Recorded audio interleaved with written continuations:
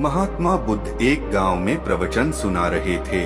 उन्होंने पास हुए लोगों के समीप अपनी मधुर वाणी से सभी को संबोधित करते हुए बताया कि हर किसी मनुष्य को धरती माँ की तरह सहनशील तथा क्षमाशील होना चाहिए। क्रोध मानव का ऐसा शत्रु है जो दूसरों को तो हानि पहुँचाएगा, साथ में खुद भी उससे नहीं बच पाएगा। इसलिए क्रोध, ईर्ष्या मानव की सबसे बड़े शत्रु है। सभा में सभी लोग शांति से उनकी बात को ध्यान पूर्वक सुन रहे थे।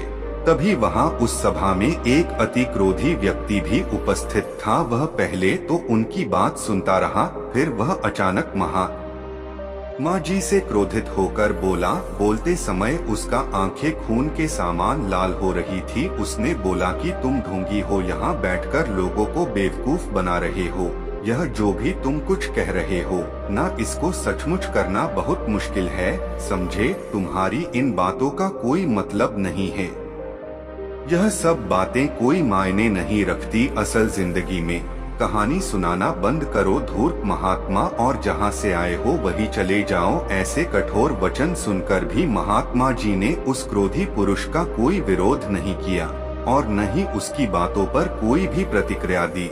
वह शांत रहे और अपना काम करते रहे, जिससे वह पुरुष और भी क्रोधित हो गया। उसकी समझ नहीं आया वह क्या करे। तब उस पुरुष ने महात्मा जी के मुंह पर थूक कर चला गया। अगले दिन जब उस व्यक्ति का क्रोध शांत हुआ और उसे अपनी गलती का पछतावा हुआ, तब वह आत्मग्लानि में जलने लगा और फिर उसने सोचा कि उस महात्मा से मुझे माफी मांगनी चाहिए। वह महात्मा जी की खोज में उसी स्थान पर गया जहां महात्मा जी कल प्रवचन दे रहे थे, लेकिन महात्मा जी वहां कहाँ मिलने वाले थे। वह तो अपने शिष्यों के साथ अन्य किसी गांव की यात्रा पर निकल पड़े। वह पुरुष सब लोगों से महात्मा जी के बारे में पूछता उस स्थान पर पहुंच गया जहां की महात्मा जी प्रवचन कर रहे थे।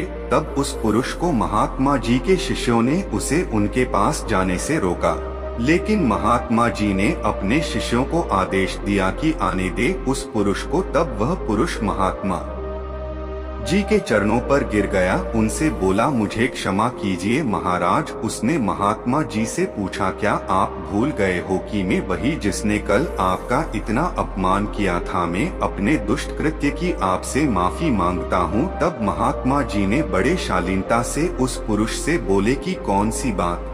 तब उस पुरुष ने बड़ी हैरानी से महात्मा जी की और देखा। महात्मा जी बोले कि मैं तो बीती बातें वही छोड़ आया, क्योंकि बीता हुआ कल कभी वापस लौटकर नहीं आता। इसलिए बीती हुए बातों की वजह से आज और अपना आने वाला कल नहीं बिगड़ना चाहिए। जो हो गया सो हो गया। तुम्हें अपनी भूल का एहसास हुआ, यही सबसे बड़ी बात है। तुम अपनी गलती को मान लिए, सो तुम अब निर्मल हो गए हो। इसलिए कोई भी ग्लानि अपने मन में नहीं रखो। अपने आने वाले कल के बारे में विचार करो और उसे सुधारने का प्रयास करो। महात्मा जी की बात सुनकर उस पुरुष के मन का भार हल्का हो गया और उसने महात्मा जी के चरणों को पकड़कर कहा, आज से मैं अपने क्रोध का त्याग करता हूँ और धैर्यवान और क्षमाशील होने का प्राण आज से लेता हूँ।